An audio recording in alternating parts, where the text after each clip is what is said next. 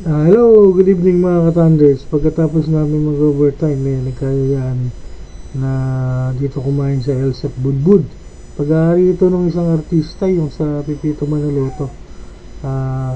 Kaya lang, walang maupuan, masikip talaga. Maliit lang kasi yung kanilang pwesto. At ito yung kanilang menu, very affordable talaga, 95, 100, 125. Tapos may mga toppings na kung gusto mo ng toppings yan, medyo mapapamahal yung order mo.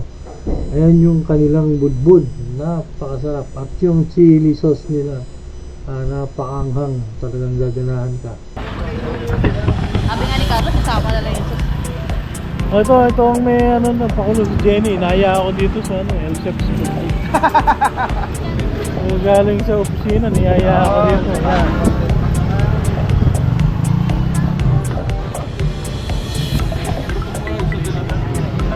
Saan? Kahit sa motor kumain, pwede. Sa order lang. Ay, dapat. Dalawa na agad sa akin, di ba? Isang medium dine-in. Kaya nga, sa dalawa ako. Lipat kaya natin dito. Ayan o, lipat niya yung motor niyo. Tabi-tabi na lang tayo dito.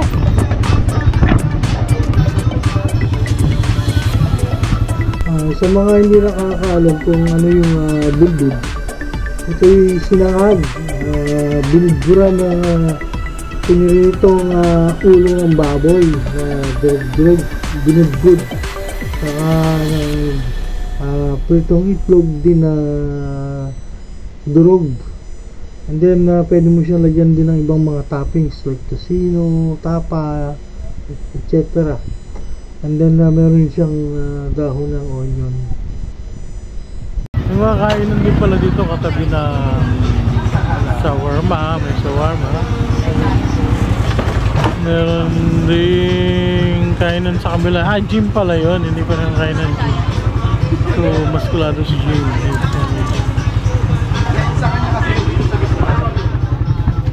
Salon. Pet.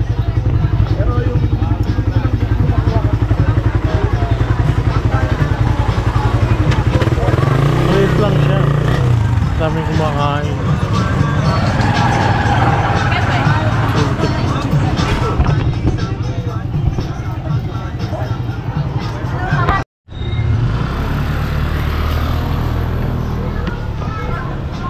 Dito kang kain sa motor.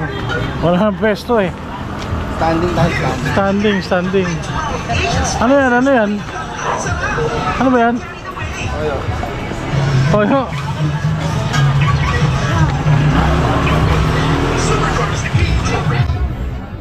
Ito yung budbud. Isaw-sawan.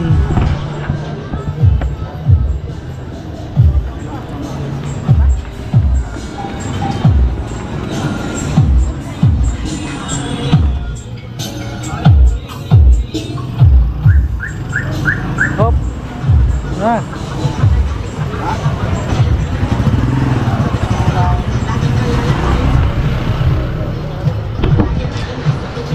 Standing ang kain. A few moments later. Thank you sa libre, Sir Ramon. Kagano.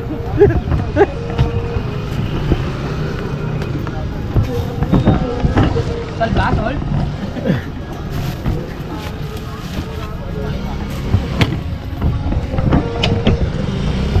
Oh, uwi na. Bye! Hey Carlos, saan tayo dadaan? Hombre. Ha? Professional. Saan nga? Sunod ako. Dito? Sunod ako ha?